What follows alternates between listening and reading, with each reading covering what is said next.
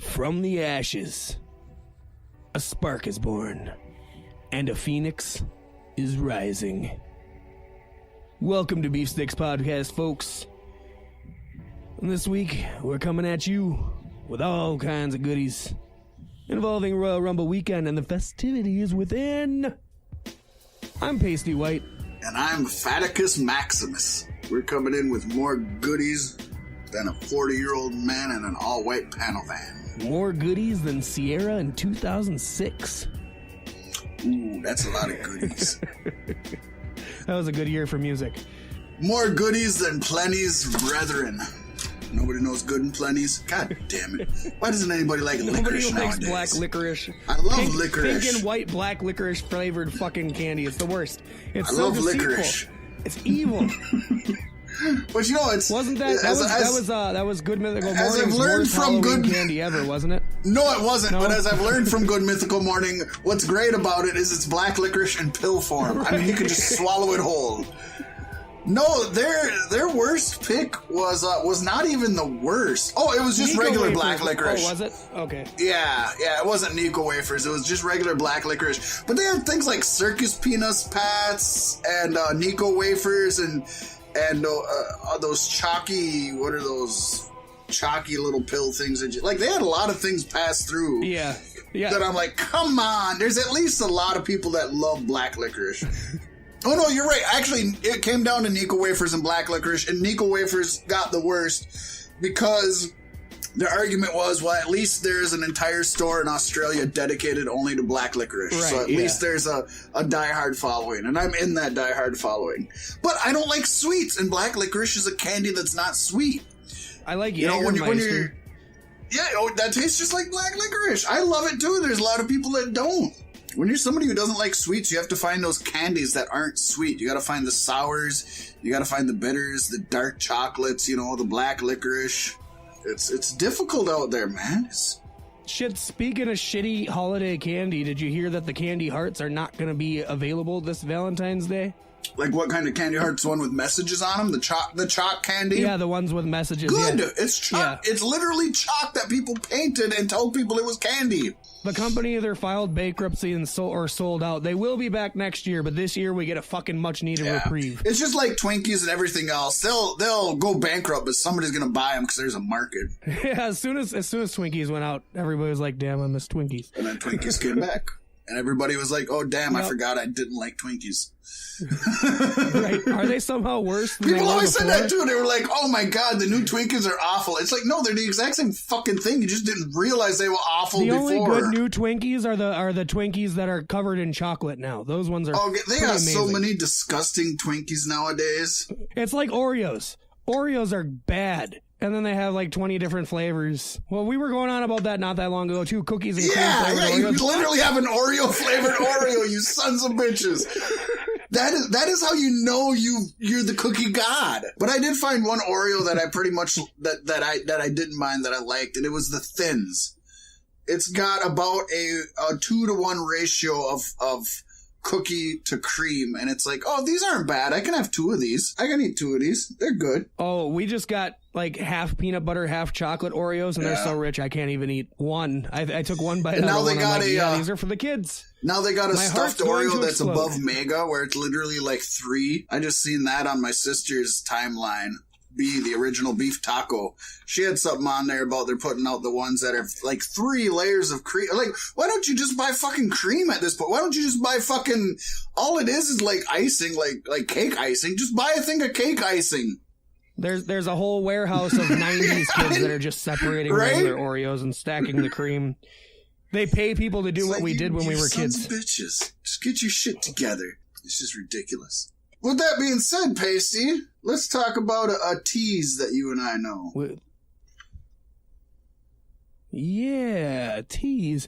Koala Teas of Wilmer, Minnesota, owned and operated by my good friend Dustin St. Janengas. This is the real deal, folks. He is working hard since he bought this company. He hasn't even got a Facebook group up yet. I'm bugging him about it, though, because it's hard to plug his product if there's no place to send people to. So I'm sending people to his page. Dustin St. Janengas. But that's not his page anymore. It's now Dustin Own Bay, because he's his own bay. Just find them and order some custom t-shirts. They're really good quality. You can even get them packaged in plastic wrap where they are freshly sealed until your customers purchase them from you.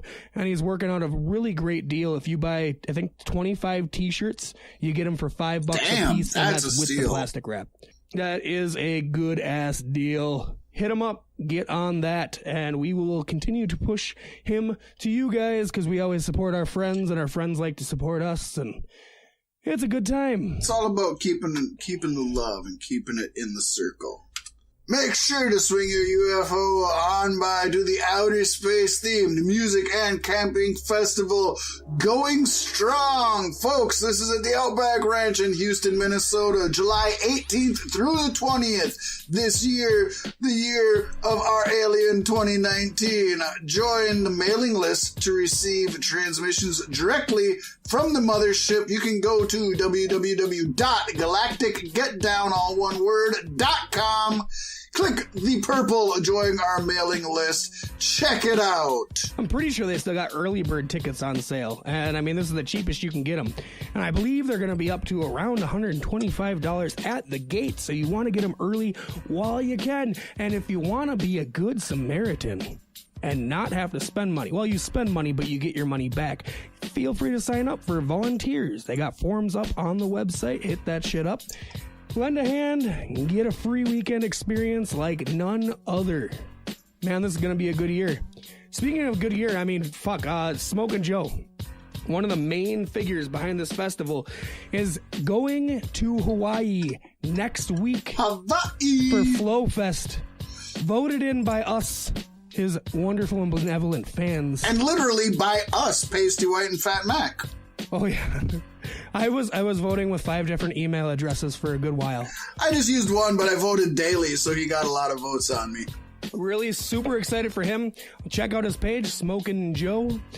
He goes live every Thursday for the Smokin' Joe show with all kinds of local musicians and just friends. They have a lot of good times. He will be going live from Hawaii next Thursday. It might be in the middle of the night here, but it's going to happen. Stay tuned for that. It's going to be a good time. And you know, I love this, and every year it's like, oh my God, it's so far away. Oh my God, it's so far away. And then all of a sudden it fucking comes and it hits you fast and it hits you furious, Pasty. Yes, it does. And speaking of Fast and Furious, The Rock has a spin-off of the Fast and the Furious coming out called Hobbs and Shaw. What do you know about that? Well, it's a spin-off involving his character that came into role in Fast 5 and Jason Statham's character. And just breaking news today, Mr. Leukemia himself, Roman Reigns, is making his Hollywood debut alongside The Rock, playing his brother in the movie when they're cousins in real life. Hobbs and Shaw, I super thought was going to be a sequel to Calvin and Hobbes, in which Calvin grows up and tosses Hobbes away. I thought Calvin maybe got like a bunny named Shaw who was addicted to smack and smoked cigarettes and had a hooker problem, and Hobbes like showed him the light. Second joke. Mr. Leukemia, I want Roman Reigns to never come back to WWE, but then all of a sudden, some stranger in a mask shows up with the same tats as Roman Reigns, but wrestles under the name Mr. Leukemia. And uses the spear and the ooh-ah Superman punch. How funny would it be, though, is if Roman Reigns got his big Hollywood break here and got over the leukemia, but never came back to WWE? You know, money cures illnesses. Look at good old Magic Johnson, who's the only person to never die of AIDS for fucking 50 years. The man was the first case of AIDS, and he still hasn't died. Wasn't that a South Park episode too? That was. They inject him with money. That was kind of where the joke came from. Thank you for calling me out on stealing bits. Sorry, I was trying to sound authentic. Shit. But you know who is authentic? There are authentic TNA originals who maybe aren't quite TNA in it anymore in the Impact Zone, Pasty. And what an impact this news made this week. No shit. as Abyss and Sanjay Dutt have left Impact Wrestling and are reportedly headed to WWE for possible creative roles. Ooh, is that like a Long John, but it has really fancy fondant on it and maybe like moving parts like you see in that Best Bakers? Is that a creative role? Ideas from things, yeah, it's like the Long Johns from Van Wilder. Oh, no, I was not thinking of that creative role. I love that movie, and that's what I don't do gross out humor well, and I don't like that part. I'm sorry, I just don't. It's such a good movie. It's on Netflix now. That's another one I want to watch, but you gotta find the right fucking time to watch that movie. I don't have to find the right time because I got 13-year-old boys here, so they've seen it all. Right. These kids have watched Big Mouth all 2 seasons like twice over. There's nothing more I can teach them. Right. They know everything. My role as a parent has already been given up. But go ahead. Sorry, I didn't mean to disrupt you. It's okay. So this news comes as a major blow to Impact, as Abyss and Dutt are some of the last few Impact originals. It's highly unlikely we'll see the 45-year-old Abyss wrestle in a WWE ring, but never say never. Thumbtacks! It would be cool to see him wrestle in WWE. What I want to see, I want to see him do a match, a hardcore match, and then he reaches under the ring, and he pulls out a giant 2x4 covered in nails, and its name is Linda. And for those people who maybe don't follow Impact Wrestling, TNA, Abyss, or any of that, in Impact Wrestling and in TNA, Abyss has a big wooden 2x4 covered in nails, and he calls it Janice. And Janice is the name of Dixie Carter's mother, the woman who owned Impact Wrestling TNA at the time. So she was basically the Linda McMahon figure. So I just think it would be fun. Remember when they named the $1 Million Man's black sidekick Virgil because that was Dusty Rhodes' name and they wanted to dig Dusty Rhodes? And then he went to WCW and they named him Vincent, which is Vincent Kennedy McMahon's name. Then he got let go. Then he got brought back under Vince Russo's name, and they named him Shane against Shane McMahon. So I just think this would just fit in perfect with that kind of bullshit that wrestling always pulls. Just call it Linda. Do it. I'd be down. It'd be fun. And even if he doesn't wrestle, I have a strong feeling we'll see him in the House Hardy specials. Oh, he has to make an appearance. Yeah. It would be so good. And just for them to have him, even if they never get to use him in the ring, like that's right. Him and Joe Park could both show up. He could go into the lake of rejuvenation. I know everybody wants to see a match with him versus Kane. It's got to happen. But Kane's probably done now too, so. And I would prefer a match with him and Mankind, and obviously that's not happening. Right. Never say never. The next Saudi Arabia show is coming up, I'm sure. But Pacey, those two ain't the only cats that are leaving TNA. Another one who maybe wasn't as big of a player in Impact, but made a huge name for himself and is a multi-time X Division champion is Trevor Lee, one of the Hardy friends from the North Carolina circuit. Yeah, I don't know who he is. No. Well, anyways, he was signed to Impact Wrestling. Again, X Division guy, really super talented, super fun to watch. Well, after the main event of a CWF Mid-Atlantic show in North Carolina, he announced to the crowd that he is officially signed with WWE. He is currently the CWF Mid-Atlantic champion, and he has promised he will stay in the promotion as long as he is the champion. He is set to defend the title the 2nd of February at CWF Stronger. Where he will lose the title. One thing I will say about Vince McMahon, because we have a lot of fun with him, and he's very petty. He's very petty about a lot of things.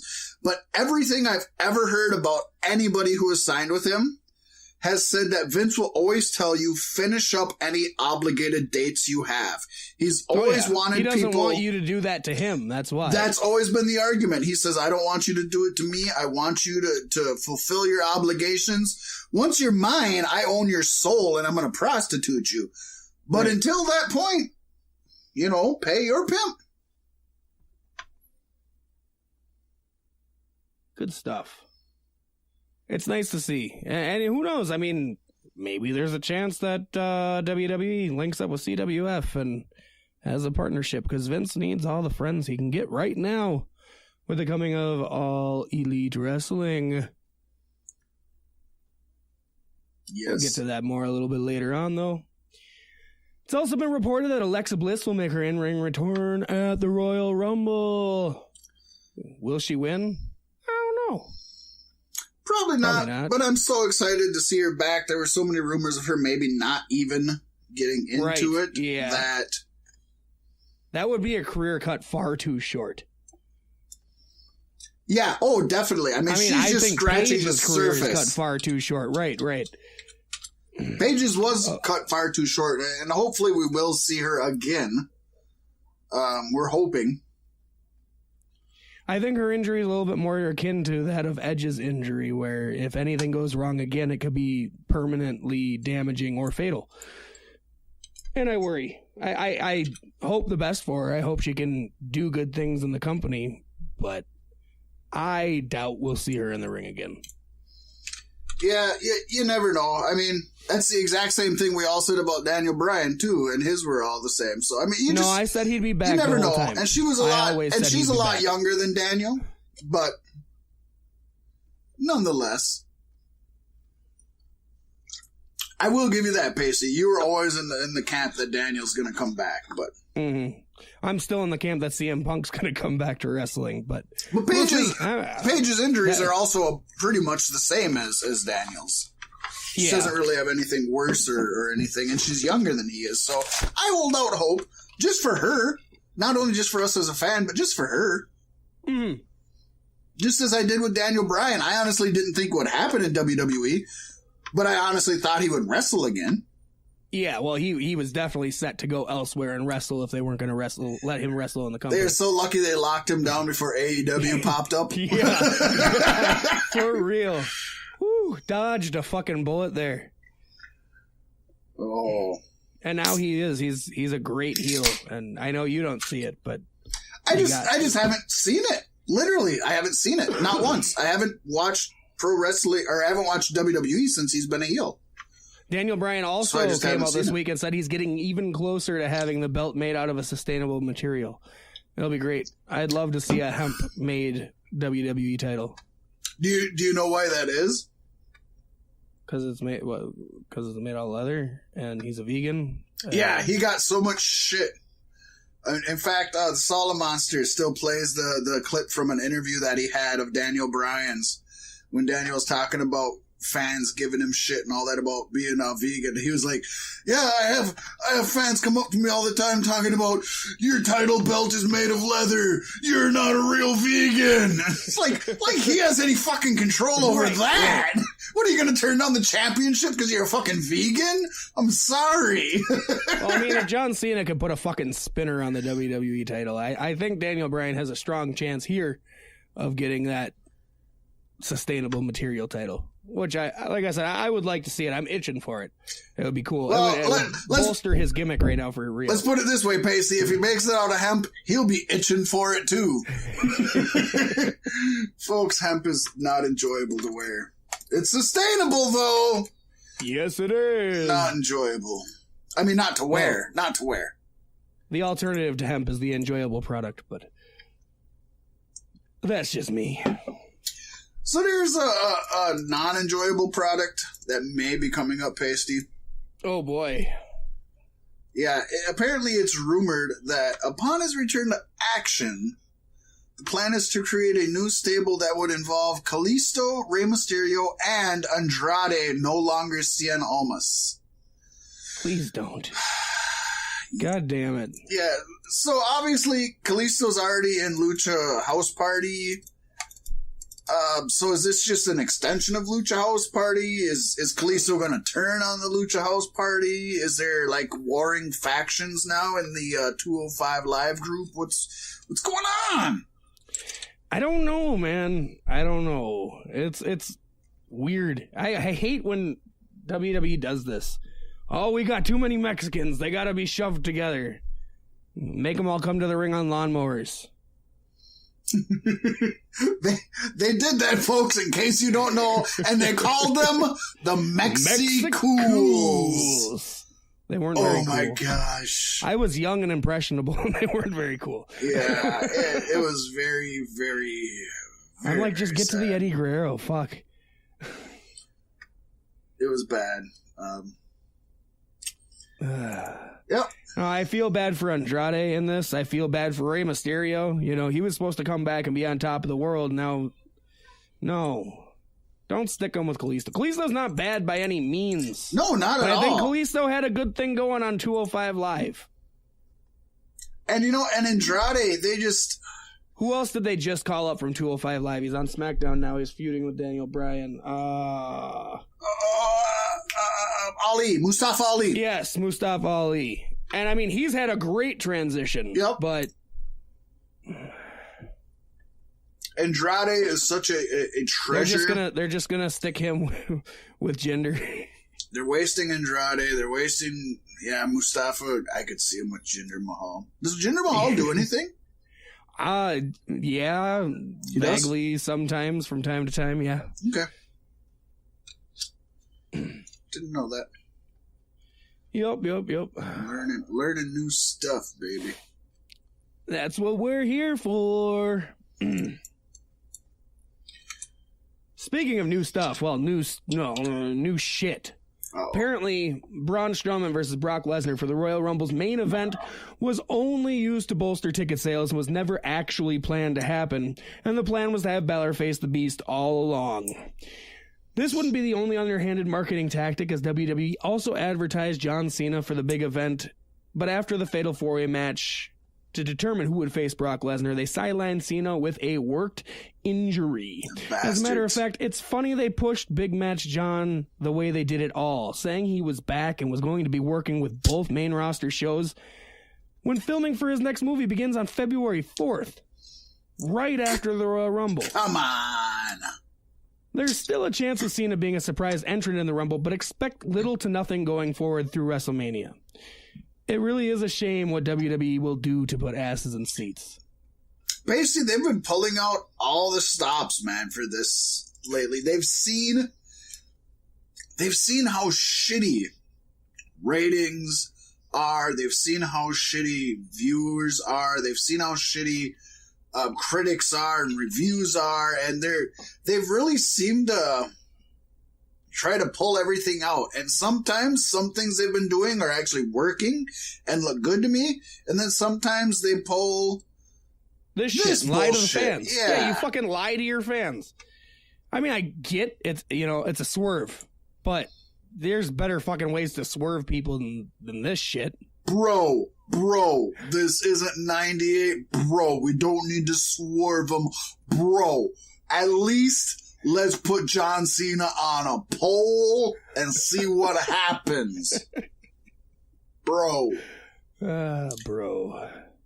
Yeah, this is classic. And I won't even just say this is classic WWE, because sometimes I sound like I'm burying WWE. This is classic pro wrestling. They've been doing this since the territory days. So, I mean, and that goes back to its classic carny selling and slanging, and obviously pro wrestling goes back to the carny days. I just think it's really underhanded that they don't assume Balor versus Brock would have put asses in seats. If you would have built this up for the last 4 weeks as Balor versus Brock, you would have sold just as many tickets, if not more. People are sick of seeing Braun Strowman lose to Brock Lesnar, and if he loses to him again, I think that's it. Yeah, see, I didn't even know that they were building Braun versus Lesnar. But when Royal Rumble was coming up and we had to do predictions and I looked and I seen Brock versus Balor, I was like, oh, Balor's going to get fucking destroyed, but I think he can get a decent match out of Brock. I kind of want to see what happens. I'm excited to see just how well Brock can throw Balor around. Yeah, he's tiny. Yeah. And the way he threw him on Raw this week, good God, it looked bad. Braun Strowman threw Balor out of the ring. Brock caught him and suplexed him over his shoulder. Balor practically landed on his head. It was brutal. Oh, shit, I'm not going to lie. That sounds cool. I might have to YouTube that. Yeah, I just caught it in a clip. I didn't watch Raw or SmackDown this week myself. I might have to YouTube that. That sounds cool. Too much wrestling this week. If I was to watch Raw and SmackDown, I wouldn't want to watch Takeover tomorrow and Rumble. So on Braun Sunday, threw him over the top rope. Brock caught him, and then Brock suplexed him? Yep. And for a second, it was like Brock caught him, like, oh, I got you, buddy, and then right over the back. That is so cool. That's cooler than fucking Luke Perry in the 90s. Why are you bringing up Luke Perry? Well, because I'm watching a porn with a lookalike of him. Ah. I mean, not that, no. I mean, what I mean is because his son is actually in the wrestling business. Folks might not know this. He's an independent wrestler. His legal name's Nate Coy, but he goes by the Jungle Boy. It's the best name ever. That is just awesome. But not only is it cool that there's a wrestler named the Jungle Boy, not only is it cool he's Luke Perry's son, but he should just go by Mowgli, shouldn't he? Mowgli. They should call him Tarzan Mowgli. That's his full name. Tarzan Mowgli, the Jungle Boy. This is the newest signing to All Elite Wrestling. Do we see maybe a Luke Perry manager coming ringside? Smoking a cigar, cool. Wearing a robe? Kind of down. I would that. definitely say 9021. Oh shit! I see what you did there, Pasty. I see what you did there, man. Jungle Boy looks like he's going to be the third member of the Young Bucks. he looks like he belongs there. He does. And I've got to admit, I don't really know. Then we just need 2 more and we can have the Jackson 5 and all you. I don't know anything about Jungle Boy, Nate Coy. I love that his name rhymes. That's always a big one for me. Yeah, that's good. But I really don't know anything about him. But, I mean, I guess he gets people talking.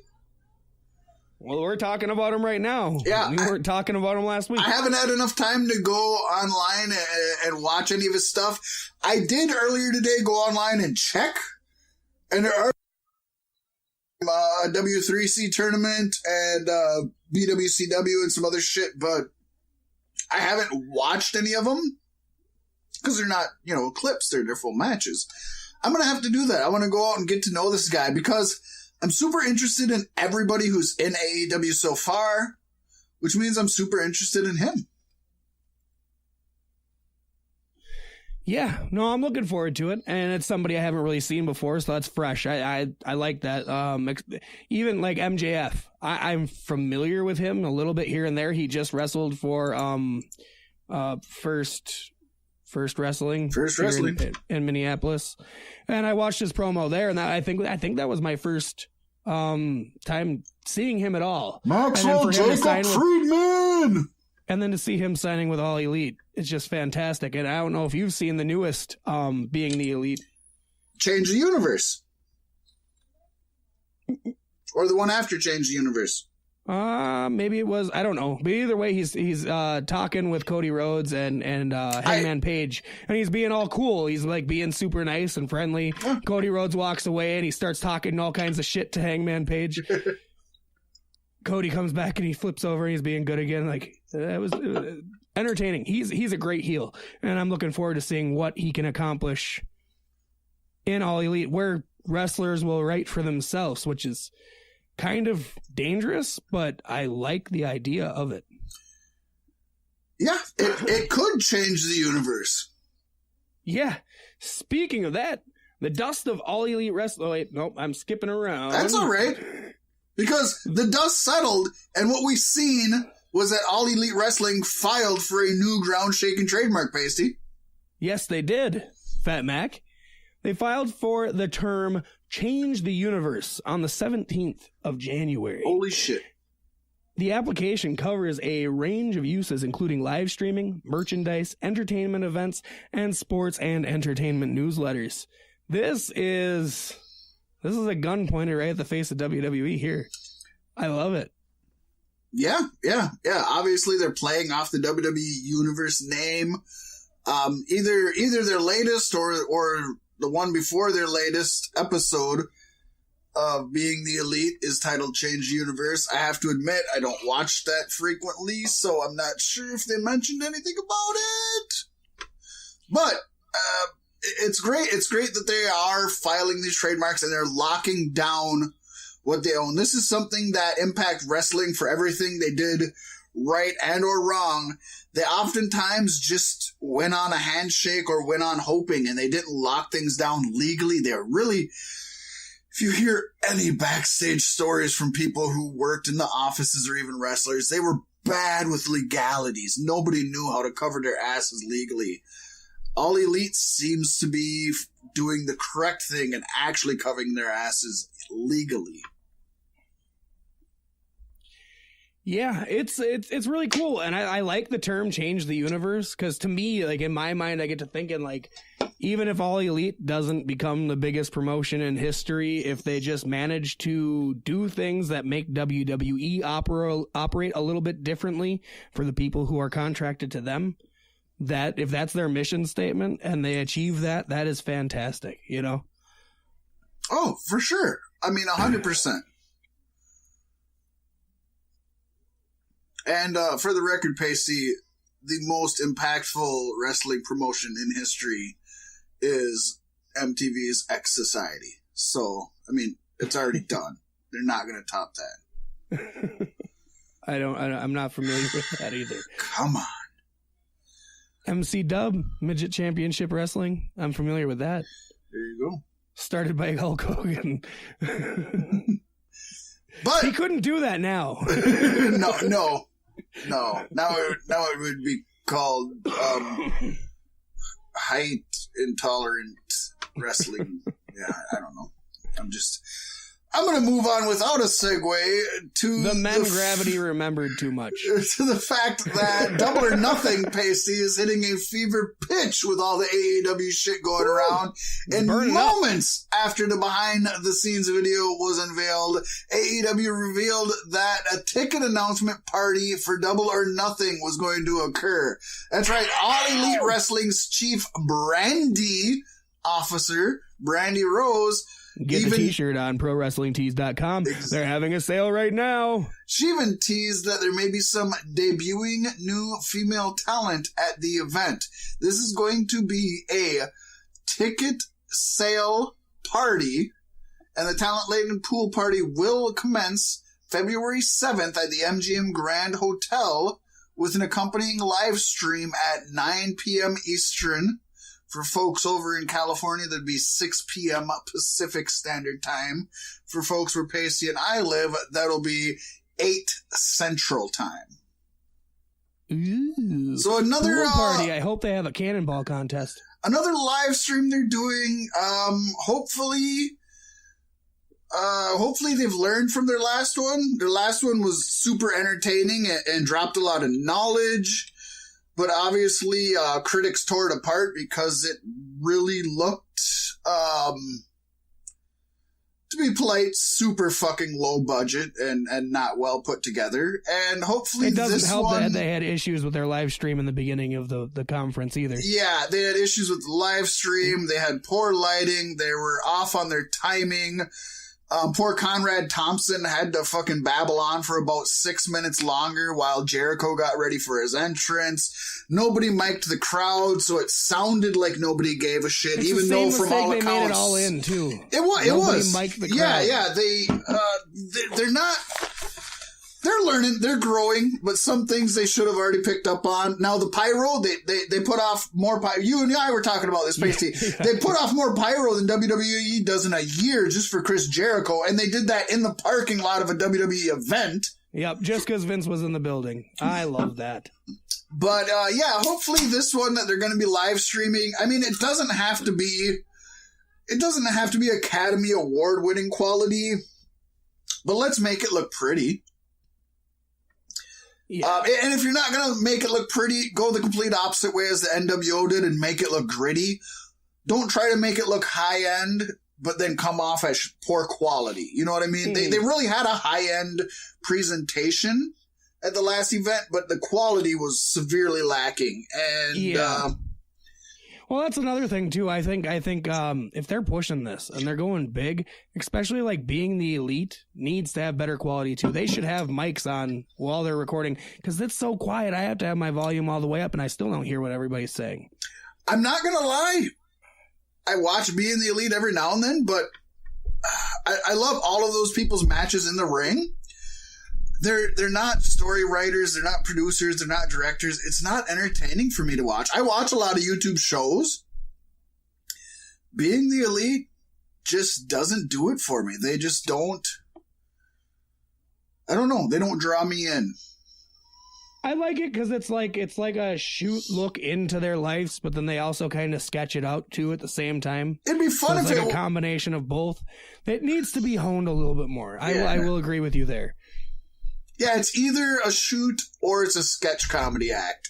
They try to do them both, and for me personally, maybe not everybody, for me personally, it doesn't work out either way as a shoot or a sketch comedy.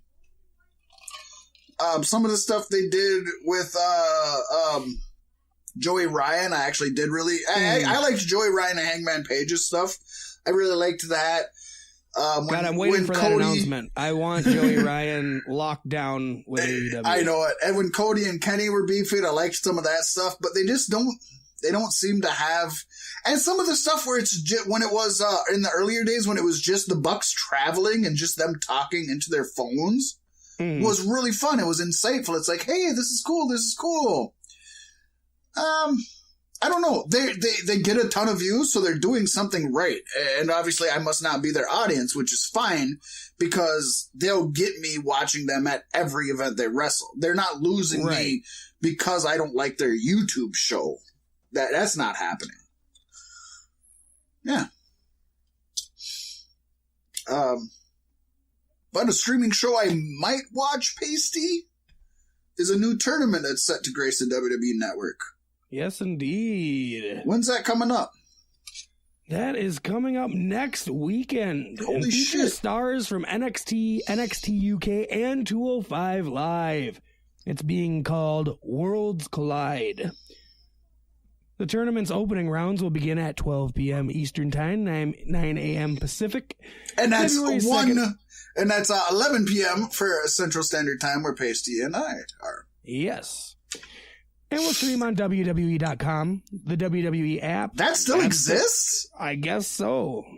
Damn. YouTube, Facebook, and Twitter. Later that night, the WWE Network will present the full tournament, including the finals. Superstars included are from NXT, Adam Cole, Velveteen Dream, Dominic Djokovic, Keith Lee, and Shane Thorne. From NXT UK, we've got Mark Andrews, Tyler Bate, Travis Banks, Jordan Devlin, and Zach Shoes Off Gibson. Woohoo! From 205 Live, we have Cedric Alexander, Tony Nese, Drew Gulak, #IHOPTJP, and Humberto Carrillo. I don't know who that is. That is Humberto Carrillo! It's a good name. I can't wait for them to just shorten it to Humberto. Right? He's gonna be coming out in fucking 6 months as Homer! Right. Homer and Andy. It's fucking... Yeah. And we will have so much more information as well as our predictions for this tournament next week. Now, the funny thing about this is where they're recording, the tournament starts at 8 a.m., which has got to be rough for the people performing, especially since this whole tournament is done in one day. You know, I thought they had just fixed that with the last Mae Young Classic. Pasty, you know how long I've been working at my job by the time 8 a.m. fucking rolls around? These motherfuckers can suck it up for a fucking 5-minute match. Yeah, you work a lot harder than they do. Yeah. I do. I work a lot harder than 5 fucking minutes. Yes, I actually do. These motherfuckers wouldn't know how to fucking handle a 9-hour job if they were fucking throwing into it. But if it airs 12 p.m. Eastern, so this has got to be taking place in the UK. I would assume for them to be getting. So like, and I mean, no. What time did you say? 8 p.m. or 8 a.m. there? 8 a.m. where they're shooting. And I just had a time goes from the UK. Time goes down to the east. 6 hours behind us. Or time goes down to the fucking west, though, Luke. Because 9 a.m. Pacific. You're right. You're right. So they would be in Asia. Time goes down to the west. It goes up to the east. I don't know. Maybe the news report I read earlier today. Fuck, I don't know. I don't know. Yeah, now you got me. Take guys from America and guys from the UK and shove them guys to Mexico, yep, and put them in fucking North Korea and see what the fuck happens. It's a new reality show. Bears in cages too. Oh my gosh. Well, folks, we'll let you know more when we figure this shit out. You know, fucked up the time frame on all of this. I like the concept for this tournament, though. It's pretty fucking cool. I mean, these three talents, the three promotions, intertwine with each other fairly often anyway. Yeah. But to put them all on that level, I think it's cool. And I know Triple H was really wanting to do away with the term WWE main roster because it makes his shows seem like a lot less than what they should be, especially for the content quality that gets put out through them. Right. Yeah, and this is just another good way for WWE to showcase the amazing talent they have in these shows. Yes, that people aren't watching. Dream. People aren't watching NXT. They're not watching NXT UK. They're not watching 205 Live. The numbers show that. This is a good fucking commercial for those platforms to maybe get people to start watching those programs. That's the truth. Because they should be. The fact that Raw gets as many viewers as it gets, even with its dwindling numbers, it super fucking outshines and eclipses NXT, NXT UK, and 205 Live combined. Which is sad. Yeah, because the actual entertainment value you're getting out of it is minuscule. Yeah, NXT UK is worth it just for the crowd alone. I haven't watched a single NXT UK yet, but I believe you because I know the UK crowd, so I believe it. I love it. They need to just import that crowd for every pay-per-view, or just have every pay-per-view over there. Right. It'd be so much more fun to watch. Give them a WrestleMania, damn it. They deserve it. They need a hiatus from the United States. The wrestlers need a hiatus from the United States. Go to the United Kingdom. Go to Japan, go to Germany, stay the fuck away from Saudi Arabia, go to Australia. Please, except for that's exactly the opposite of what they're going to do. But just take a hiatus from That's where they're going to do the tournament. States. The tournament's coming at you live from Saudi Arabia. It all makes sense now. There's no women involved, right? That is true. But talking about hiatuses and talking about WWE women, Pasty, there have been reports floating around recently of Ronda Rousey reportedly being done with WWE after WrestleMania.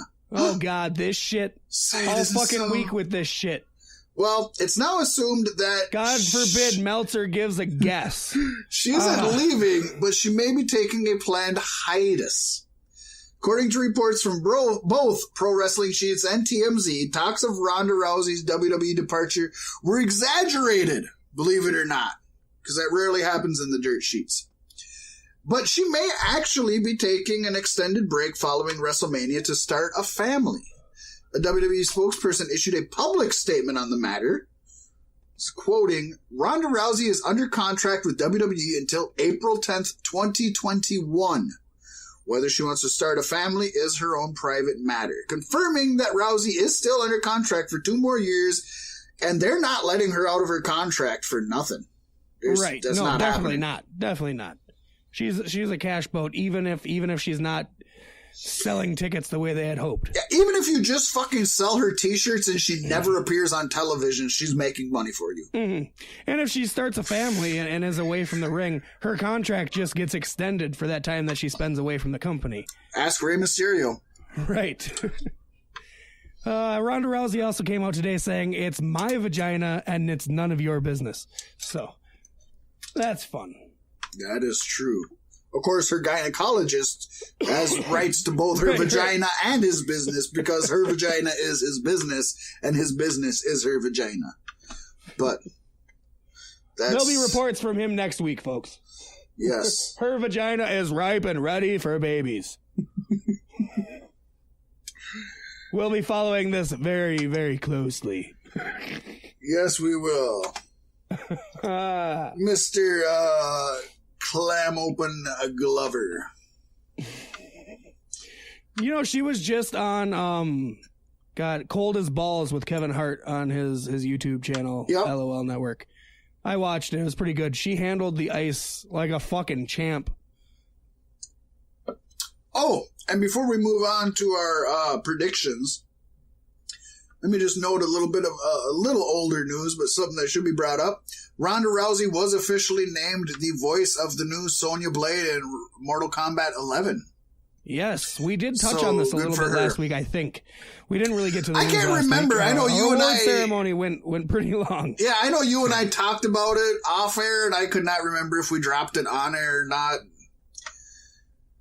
Because it went long. So... That's what happens when we take a month and a half break. God. But to try to keep us on track today, Pasty, let's get into NXT Takeover Phoenix. Wait, there's a hurricane coming through. All right. Mr. Hurricane Helms. Well, Pro Wrestling Mag tweeted, the United States government shut down, hurting New Japan Pro Wrestling in a big way. Because New Japan stars are having troubles getting their visas to come over here and work for New Japan's big Madison Square Garden show coming up.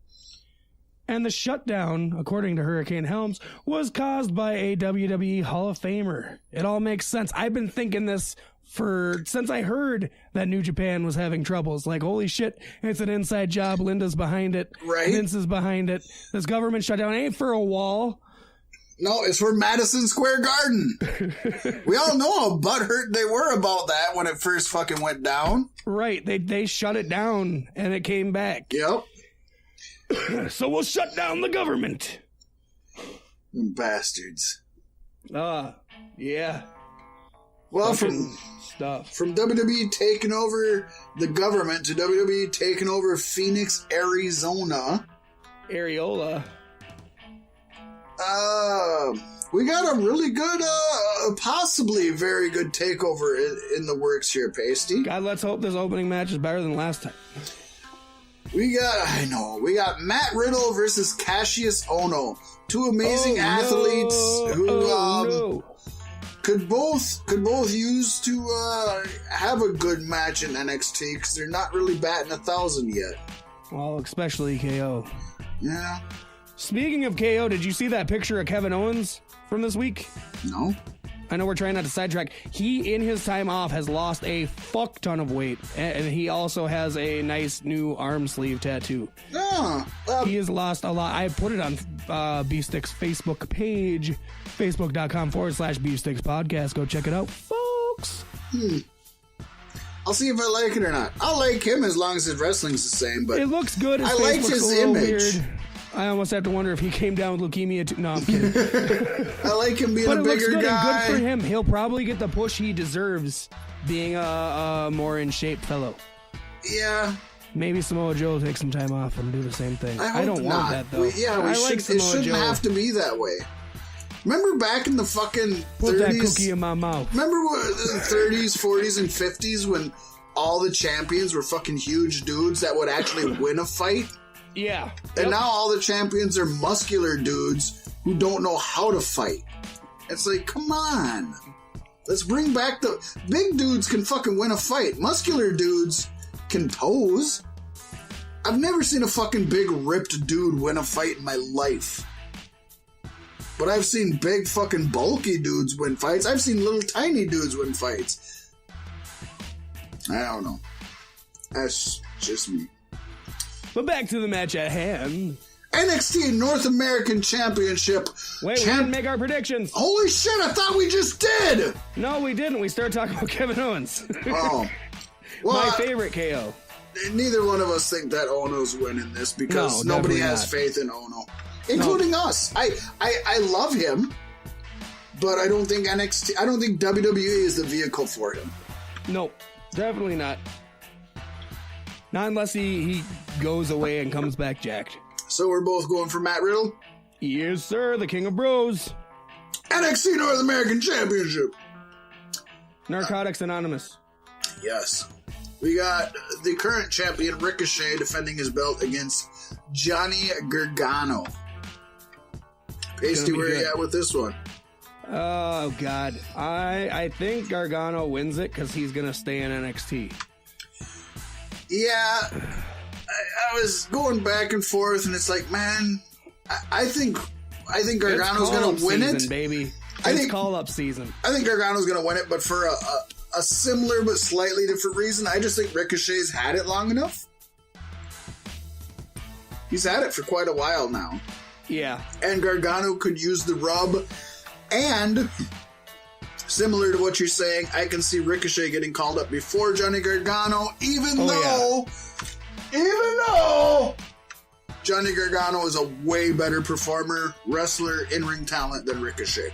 I love Ricochet. Ooh. No that shade. Is a bold statement, no shade on Ricochet at all.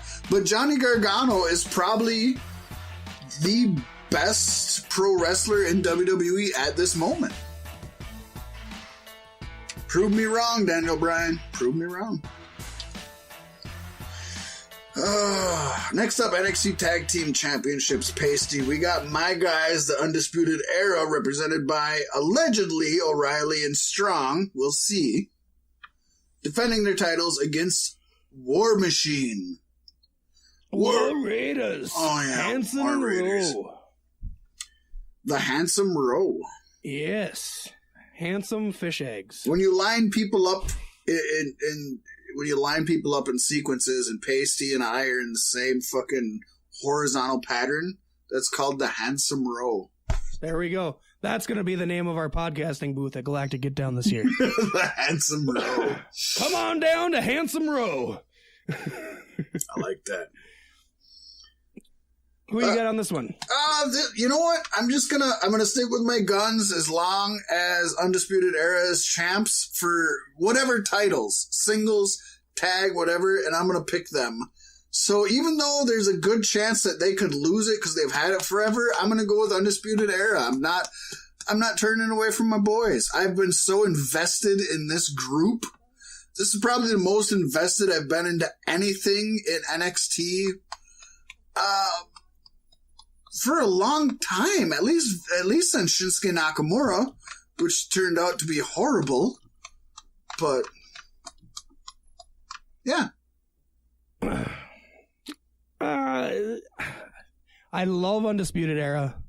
I want them to retain the titles, but one thing stands out to me, and that's Sarah Logan and Rowe were just married in a Viking wedding, and I think WWE could give them a little bit of a wedding present in this sense by giving the titles to War Machine. And I just think maybe it's time for a bit of a change. I mean, they're big dudes. They're exactly what we were just talking about. The big dudes that back in the day would have been over the top. No shit. And they're far better than heavy machinery.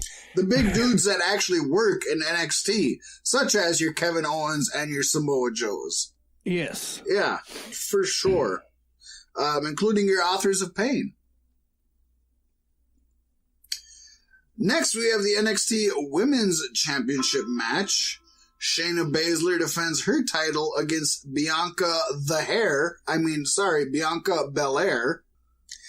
And you know what? Not only is she super talented, just without any gimmicks, but when you bring that hair into the equation and the fact that her hair is a legal weapon because she's allowed to bring it into the ring and use it. She's one of my most intriguing women in NXT. Actually, at this point, Io Shirai and her are probably my top two women in NXT, and I'm surprised Io Shirai is not on this takeover, to be honest. I don't know if she's injured. Again, I haven't really been following, so I don't know if she's injured or entrant. She should be for sure. Yeah. Just to go in there, do a fucking elbow drop and leave. You know, right? Yeah. Yep. That's all she needs to do. But no, I think you and I are both. We're going Bianca Belair, right? The hair wins it. I hope she chokes the shit out of Shayna with it. It's gonna be a fucking. I predict that Shayna is gonna put Bianca in a hold using Bianca's own hair. That would be cool too. I definitely could see that coming because if I was writing this match, if I was scripting it, if I was laying it out, if I was producing it, whatever you want to call it, I definitely would put that into the equation. And finally, but not leastly, is that a word, Pasty? No, I don't think so. It is now. NXT Loosely. Championship match. Tomato Champagne versus All-Star Black. It's going to be a good one. Have we had this match yet?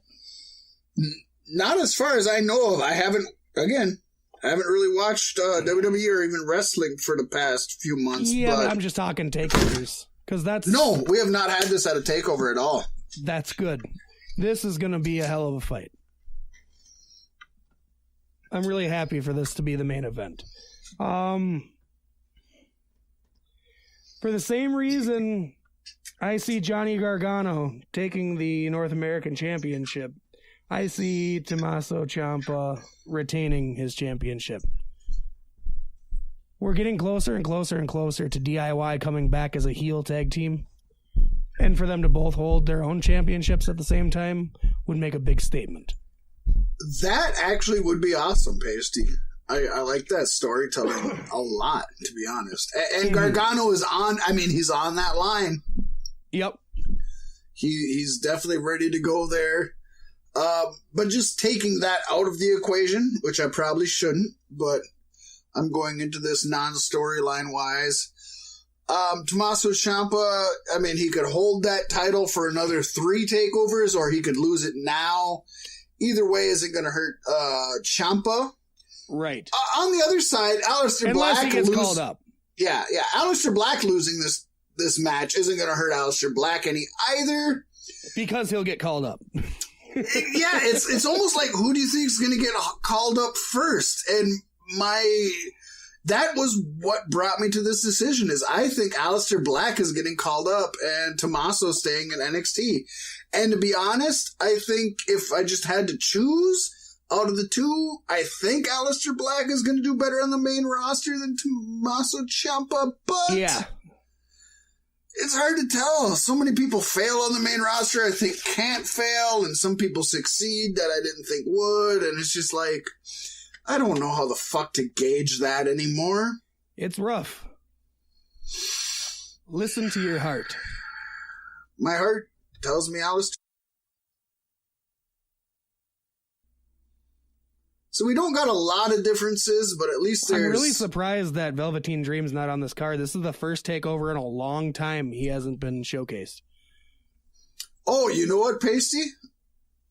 Starting,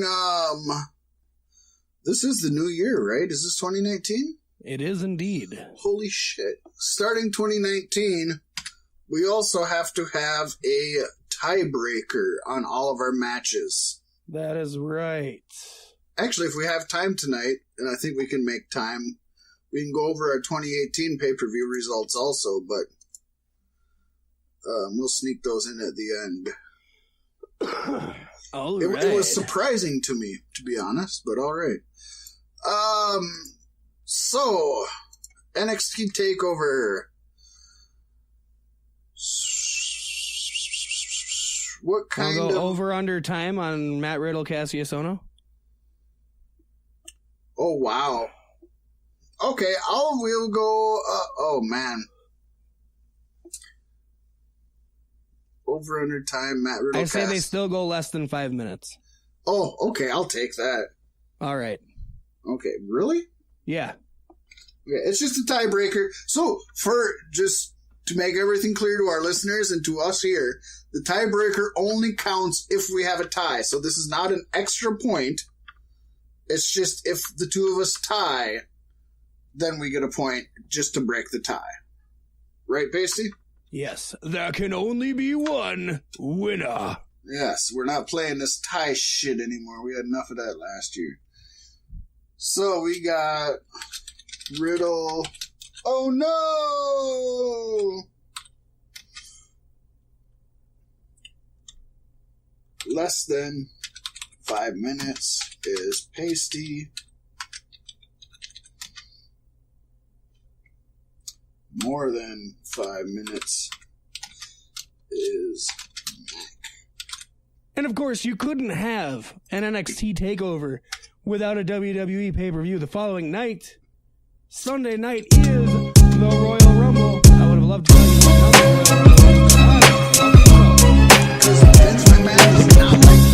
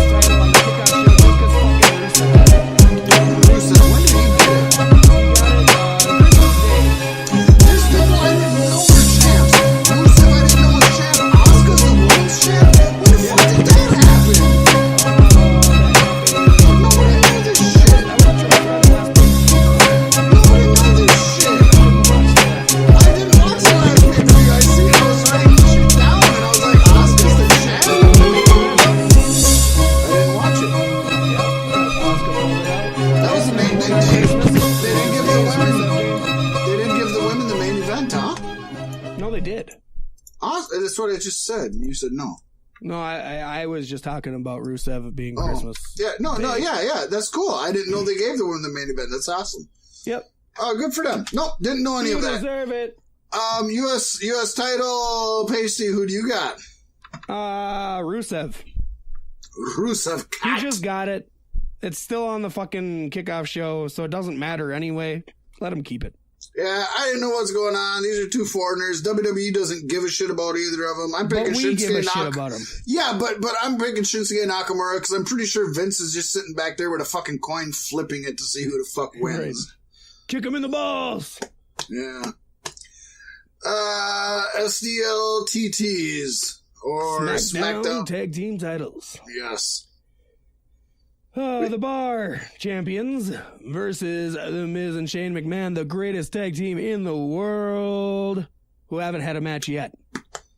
They haven't wrestled together yet? No, they haven't. This is their first match. Wow, that might have affected my pick, but I'm going to stick with it anyways.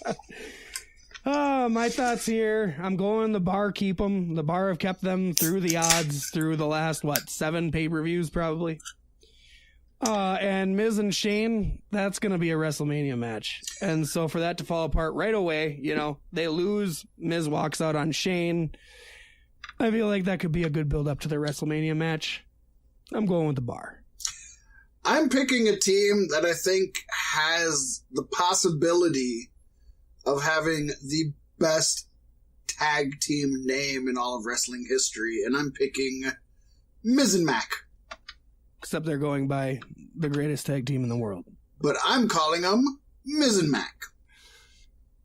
Because that is honestly way better than the greatest tag team. Number one, there is a world's greatest tag team already that already exists. So, Benjamin and Haas, Shelton Benjamin and Charlie Haas.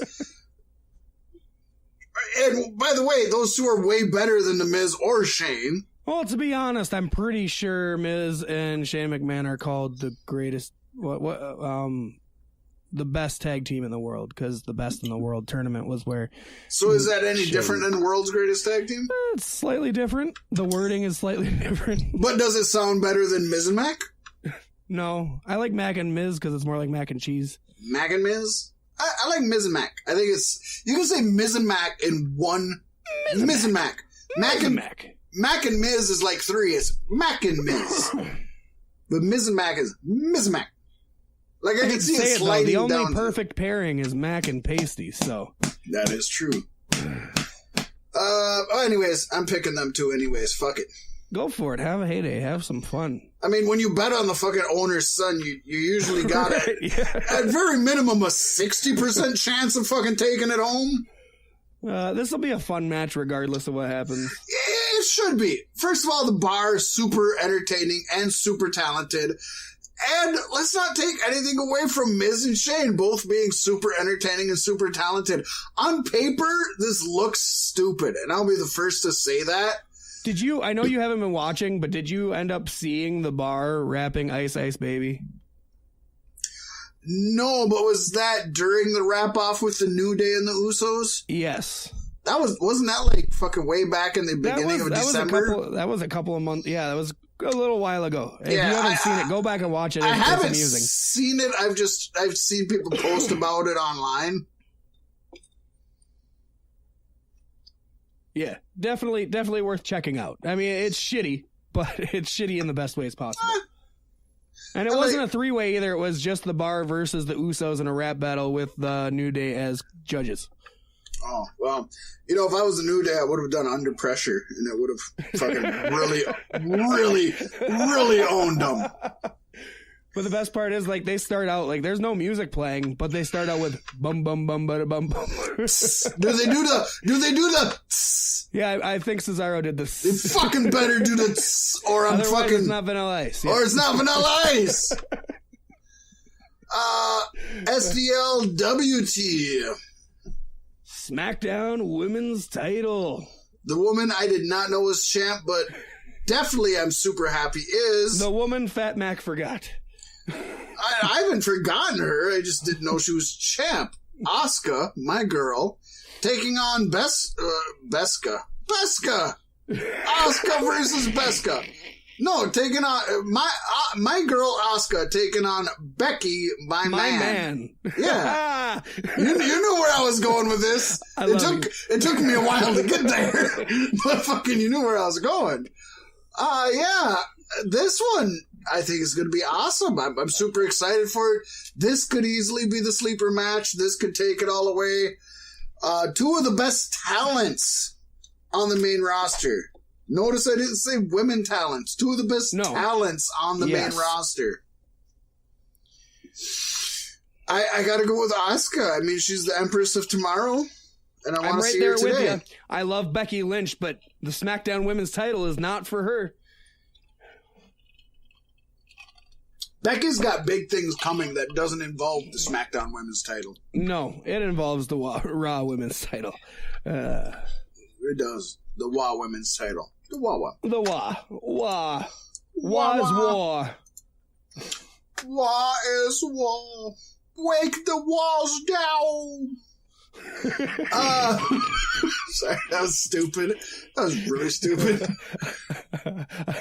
Raw Women's title. I'm trying to keep this moving. Raw Women's title. Ronda Rousey versus Sasha Banks.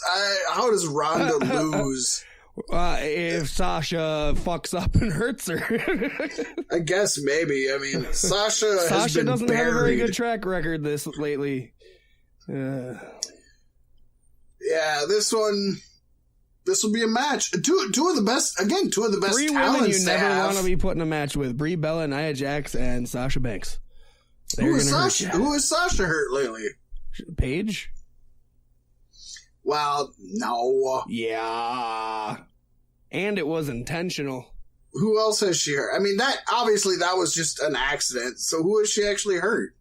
Well, she was involved with that fucking horrible Hurricane Rana spot with Nia Jax a couple weeks ago. And that is 50-50 on both women. It was bad on both parts. I honestly haven't seen that, so I don't know about it. So, but I think these are two great talents. But I just don't think Sasha has a snowball's chance in hell. No, not against Ronda Rousey. The only person Sasha should be fighting is Bayley. And they're not going to do that for no reason. Moving on. The Women's Royal Rumble, Pasty. Yeah. A whole bunch of women. We have no idea who's even going to be there. No, but there's still only a finite number of women that it can be, and and any surprises aren't going to win it. Yeah. And I'm going to copy you just because it's really the only answer. Right. So should we say it at the same time? 3, 2, 1. Charlotte. Charlotte. Yep. That's pretty much the only one.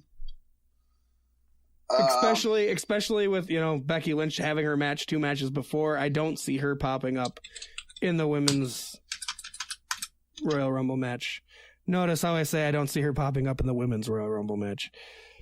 Yeah, I noted the women's. Mm-hmm. It's pretty sad it's a Royal Rumble. We have the same fucking pick.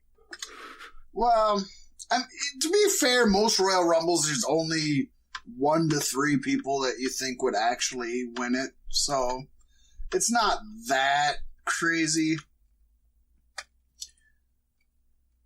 Next we have the Men's Royal Rumble. I honestly don't even know who I'm going to pick, so go ahead and do your thing, and I'm going to kind of... I want to pick your pick, and I just don't want to. I don't want to do that. When I sat down to do this, I was torn between Braun Strowman and Drew, but I think I'm going with Strowman because he was supposed to face Lesnar. They pulled it off. I know who I'm going to pick. I know there's rampant rumors saying Becky Lynch will lose her match versus Asuka and show up in the Men's Royal Rumble and win it. But that would fuck some things up.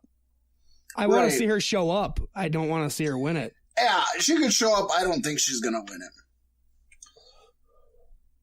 Braun's a safe bet, and I would definitely go there. But since you did, we already both Drew picked McIntyre. the same He's women's. your other safe bet. No, I'm going to go with Bobby Lashley. I know he's IC champion. God. So he can bend over and spread cheeks some more? Fuck it. I'm so sick of that. But he's at least a believable. Do the pose. He's somebody that you could actually market a WrestleMania match around Brock Lesnar. There's very few people you can market a WrestleMania match around Brock Lesnar. And Brock Lesnar versus Black Lesnar would be gold. It would be. It would sell tickets and it would sell pay-per-views. I would like to see Lashley take Lesnar to Suplex City. I would love that too. That would feel so good. Awesome. And then all the internet trolls can get their 100% black WWE champion. There you go. It would be the first time ever, honestly. I like your pick. It's pretty unique. Yeah. And at least it has somewhat realism. Storyline-wise, not so much. but money-wise, it makes sense. Another thing I gotta derail us here for a second, but just for a second. Just a second. Came up in a group yesterday. Somebody posted about how Jack Swagger is going to be starting in Bellator very soon. And a lot of people were praising him, saying, if WWE would have gave him a chance, he could have. The sky was the limits. He was good. My thing is, I don't see Jack Swagger in a one-on-one match and say he's going to win. But every time I saw him in a Royal Rumble, I was behind him 100%. Yeah. I'm out on a limb here saying Jack Swagger is my favorite Battle Royal contender of all time. Not Royal Rumble, because he's done things outside of Royal Rumble. The Battle Riot. I appreciate him for these matches. I don't know, I don't know why, but to me, I see him in a Battle Royal, and I'm all for it. But yeah, that's that. There you go. That's Pasty's statement of the week. Woo! Whoo, daddy. Next, we have DB versus AJ. We've got the first fucking 4 letters of the alphabet, missing a C and adding a J. That was awkward, but it worked. It's fucking mathematically and grammatically correct. You can rationalize anything. That's welcome to WWE. You damn right. I've been watching WWE my whole life. I've learned how to rationalize anything. I'm looking forward to this match. I was looking forward to it more. Like, Daniel Bryan turned heel, AJ Styles, Vince McMahon pushed him enough to slap him in the face, but now they're trying to pretend that never happened. Which I hate that, yeah. Because you can be a good guy and still slap Vince McMahon in the face. Ask Stone Cold Steve Austin. Give me a hell yeah. Ask fucking Kevin Owens with that headbutt. Give me a KO. This is going to be a good match. I'm very much looking forward to this, especially with where both men are right now. Last time this happened, I couldn't have given a fuck less. But this time, I think this is it. I think we're going to get a really fucking good match here. And Deebs retains. You can't take it away from him now, right? I personally, Pasty, am super not looking forward to them fucking this match up again, and I really don't think they're going to do anything right with it. I think this is their one chance to do it right, because I don't think this is going to happen again after this. Yeah, I hope I'm proved wrong. I hope like hell I am, but I can't help but look at this and just be like, it's like that girlfriend that got away. Like, you fingered her, but that was it. And then your finger still smells. Yeah, and you see her walking down the street with some other dude, and you just sniff your finger and go, yeah. I'm with you with the Daniel Bryan heel turn and everything I've heard about his character. I think there's no reason for him to lose it yet. I think AJ has a big win at Mania, and I think he deserves a big babyface win at Mania. So, yeah, Daniel Bryan, go for it. All right. And we come to the main event. Brock Lesnar versus Braun Strowman. Oh, wait, it's Finn Balor. Nobody knows who's wrestling who. It's like the Royal Rumble in a one-on-one match. Just throw anyone in there. I really hope Finn has the demon paint. I think he needs the demon paint to stand a serious chance. He has gone on record saying he will not do the demon paint at Royal Rumble. I know they're saying now that that's only a SummerSlam thing now, and I mean, if you're going to do the Undertaker thing with Finn Balor with SummerSlam, yeah, but why would you not wait some years for that? I mean, I think that could just be a diversion, just like, oh, I'm not going to do it. Oh, shit, there it is, Yeah. Again, that's Wrestling 101. He doesn't control the demon, right? The demon controls him. Demon versus Beast is a money match, and it's something they should have been promoting for the last month and a half. And it could be an amazing match. I think it'll be a good match. Yeah. Finn ain't winning. Finn ain't winning. Finn won't win. We need that t-shirt. Yep. Finn won't win. They've been doing a good job at pushing him, but you don't get over Brock Lesnar unless you fight him every pay-per-view for a whole year. Exactly. And you know what? If they prove us wrong, Pacey, and they put Finn over, like, wow, mind blown. Yeah. Yep. This is a huge push for him if that does happen, and I'm behind it 100%. But with that being said, my money is on Brock Lesnar.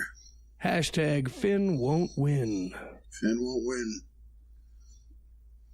So I take it here, Lesnar? Yeah. Yeah. It's hard not to pick Lesnar. Especially when it was supposed to be Strowman versus Lesnar, and they put a much smaller man in the match. That is very, very, very, very, very, very, very, very, very true. I'm hoping Finn gets a decent string of offense. Yeah, I would love to see him. I would love to see this make his career. He doesn't have to win for him to get over. Right. But will he get over? That's the question. The first question is, will Vince let Brock put Finn over? And the second question is, will Brock let Brock put Finn over? Well, the rumor and innuendo is Finn Balor was handpicked by Brock Lesnar to be his opponent. Brock likes working with smaller guys. Because he can pick them up and throw them. Right, and he can throw the shit out of them. Yeah. Look at him and Zach Gowen. Yeah. He threw that motherfucker into the next time zone. His leg ended up somewhere else. We don't even know where. Oh, man. Can I change my Royal Rumble win pick to Zach Gowen and then he faces Lesnar at Mania? No, you cannot. Please? No, not going to let that happen. Can that be the tiebreaker? That's not something that's happening. That's not even going to be it.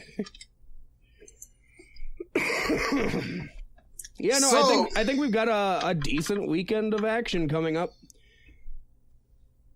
So the question is, Pasty, what is the tiebreaker? It's got to be something with the Rumble, right?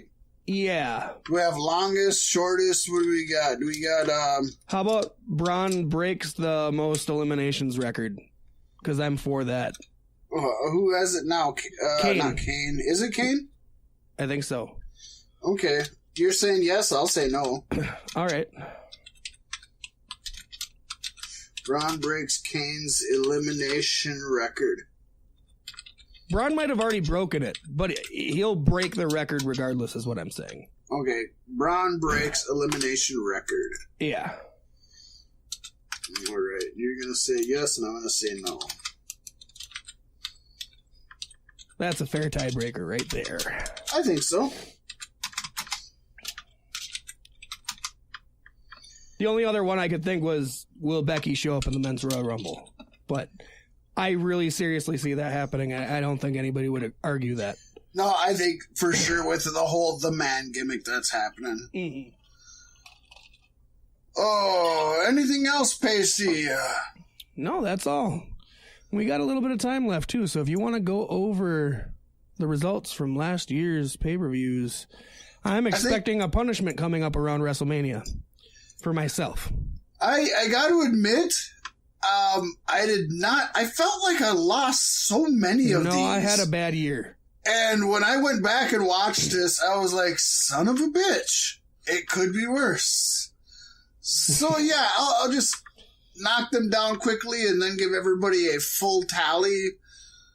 But we didn't do every major event of the year. These are just the ones that we picked. And I'm not going to lie, I just went through and checked our OneNote notes. So maybe there were some that maybe we talked about but didn't write down. So Pasty, if you want to contest this, you can. But I think even contesting it, you'd have to contest a lot. I'm not contesting shit. There's a lot you'd have to earn back. Yeah. So Pasty started off strong with Wrestle Kingdom. And he won Wrestle Kingdom. Yeah, is that the one I won all year? Well, Takeover Philadelphia happened, and I won that one, as well as Rumble the next day. I won Royal Rumble. Elimination Chamber came, and you and I tied on that one. Next came... Won't happen this year. Next came Fastlane, And I won Fastlane. Takeover New Orleans, I won, but the WrestleMania afterwards, you won. Pasty, you seem to pick up the big events. You seem to pick them up. I can pick up the big show? You can pick up the big show. Greatest Royal Rumble happened, and nobody won that, but I won by numbers, even though it sucked. Backlash, nobody remembers, but I won that. Hey, Greatest Royal Rumble was better than Crown Jewel. That is true. Takeover Chicago happened, and Pasty won that, but I won one back with Money in the Bank the next day. Ring of Honor, Best in the World. We did that one, but I ended up picking up that one. WWE Extreme Rules, I ended up picking up that one. Another one for Fat Mac. Takeover Brooklyn happened. Pasty picked that up, but the next day at SummerSlam, Fat Mac won again. All In, another large, huge pay-per-view. Pasty picked up the win on All In. Hell in a Cell happened and Fat Mac won that one. Super Showdown in Australia, Fat Mac somehow won that one, even though nobody gave a shit. Bound for Glory happened and you and I tied on that again. Evolution, the first ever all-women's WWE pay-per-view that happened in America that was on the WWE Network that also included the Bella Twins, because we're putting a lot of asterisks on it. Pasty won that. Another huge event. You win the big ones, Pasty. I'll give you that. If they all got double points, you would have got close to me. I think it's funny I win more not WWE events with me being the WWE Isn't guy. that weird how that works? Crown Jewel happened. Fat Mac won that one, and I'm ashamed to say that. Takeover War Games, Fat Mac won. Survivor Series, Fat Mac won. So I kind of cleared out the end of the year, ending us with a total of Pasty White winning 6, Fat Mac winning an astonishing 15 pay-per-views, and we tied on 2 of them. God, I can't even turn this around before Mania. Listeners, start sending us in your punishment ideas, because at WrestleMania, I have a feeling I'm going to be strongly embarrassed. That's going to be fun. We'll see what happens. We won't do something too horrible, but it'll be fun. We just want to have fun. We don't want to hurt people. We just want to have fun. God, what did we say earlier in the year? Something about, like, standing out with a sign or some shit. Oh, I can't even remember exactly what it was. Dude only knows. I can't remember. We'll get it there. But there you go. We're going to try to... We do live in Minnesota, though, so the punishment can be carried out at the Mall of America if you so choose. Well, for you, I guess, yes. Well, you got to be there. I don't... Yeah, we don't know about that. Mall of America is a long drive from Fat Mac's place. It's probably just as long as my drive. You got a 3-hour drive to the Mall of America? You don't got a 3-hour drive to the Mall of America. Hour and a half to tops. Shakopee? Fuck yeah, dude. Or Brooklyn? Nah. Yeah, fuck yeah. Hour and a half. No. And quit driving like a grandma. But that's it. We'll see what happens this year. We're going to keeping track. We're going to try to keep better track. We're going to try to pick up more this year. I didn't even count how many we had. 15, 6, and 2. That's 23. We did 23 this year. I'd like to see us at least hit 25 this coming year. Yeah. And with all the promotions out there, that shouldn't be too difficult. Obviously, we missed some. We didn't get Homecoming from Impact. We did. Well, we can't get them all. Not every show can be predictions and results. You just can't. That would be our whole show. And to be honest, we like talking about shit. We like doing our predictions and all that, but we're trying this year. We want to get more games involved, more interactive more games, stuff, more lists, more guests. Yeah, we want to do something unique. Anybody can spout off what the fuck's happening, and I know we do it in a very unique and fun and comical way, and I hope y'all like it. But we want to do more stuff that's uniquely pasty, more stuff that's uniquely Mac, more stuff that's uniquely beef sticks, and more stuff that screams Cloud style. Well, yeah, that's another thing in 2019. I've been talking this over with Strata. I think 2019 is not a good time and place to be pasty white, so this year we are getting the white out. Pasty. Yes, indeed. Or is it pasty maroon? I like pasty maroon. No, I dig that. Pasty. I usually call you pasty anyways. Right, everybody calls me Pasty. Nobody's like, hey, Pasty White. No, Yeah. It's only when I, like, announce myself to people. I'm Pasty White. I don't like it. I'm done with it. And after that, that Catholic school kid with his fucking face and his smirk. It wasn't his fault. He's the victim, Pasty. Didn't you know he was scared because there were people that had non-white skin there? That's traumatizing. And then another one defending blackface because it's school tradition. Like I said on your post, fucking somebody just needs to burn that school to the ground. Ain't nothing good coming out of there. Did you see the one that came out after that? Oh, there's more? Oh, yeah. There was a kid that is on camera screaming, "It isn't rape if you like it." Oh, and remember, they were there for a pro-life rally. So that means he's for rape, but you can't abort the fetus that's caused by the rape. So you have to raise that bastard's kid if you're raped. That's what he thinks. And that's staring into your own personal hell every day of your life. That's what he thinks. I mean, that's how Christians think. Let's just put it out there. That's how Christians think. Sorry, folks. Sorry if you're Christian. Prove us wrong. Yeah, right. Just stop. Just don't do it anymore. Just prove us wrong. And go out. I had to literally, this is off topic, but we got slightly a little bit of time. I had to go on to my nieces, my 18-year-old nieces, 17-year-old niece's Facebook page and talk to some fucking 30-some-odd-year-old guy who isn't a friend of hers, who went on there trashing her because she had something to say about that kid.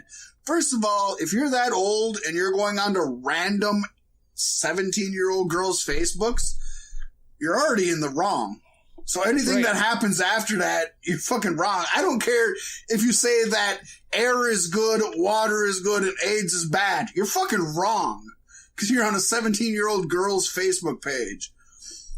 But he goes through and defends it about how the kid felt so threatened. And I hear that so often. The kid was threatened. No, that kid had a fucking Adolf Hitler smile in the face. I know. Look at his face and tell me he was threatened. There's no respect there. He's trying to defuse the situation. And then he comes out talking about how his family was getting death threats and they're being called racist and he doesn't appreciate that. Well, you fucking are. Well, wait a second. You put on a fucking MAGA hat. Okay, so you're right, you're a racist. That's your first mistake. We already know you're a racist. I mean, that just comes with the territory. Oh, this is getting too political. We should stop. But MAGA hat, new swastika, 2019. Pretty much. It's fucking ridiculous. Pacey, this has been great. We're getting too political, more political than we should get at our channel. Well, because we're all about peace, love, and it needs to be talked about, man. I don't know. Our friend at Whiskey Boy Radio wants to do a drunk politics talking section. I was thinking about going on there. I know he's very right-wing guy. And we'd have some strong debates. I don't want to go on there. I like him a lot. I don't want to not like him. I don't dislike anybody for it. I just also don't want to push my beliefs on anybody. It does no good. I like to talk amongst people who feel how I feel. And if you don't feel how I feel, I wish to talk about other things. Yeah. After about 7 shots, I feel differently, but Pacey, this has been fun. We had a good, this is episode 2 of season 2, folks. Season 2! S2E2! We're kicking ass. We're taking names. We're fucking people up. I'm all out of bubblegum. Oh, you didn't say that part. No. But I am Fat Mac. And I am Pasty. And we will definitely fucking be here to beef you up a little more next week. Beef you up and beef you out and send you on your way. From Cloud Style Broadcasting, thank you for tuning in. We'll see you next week.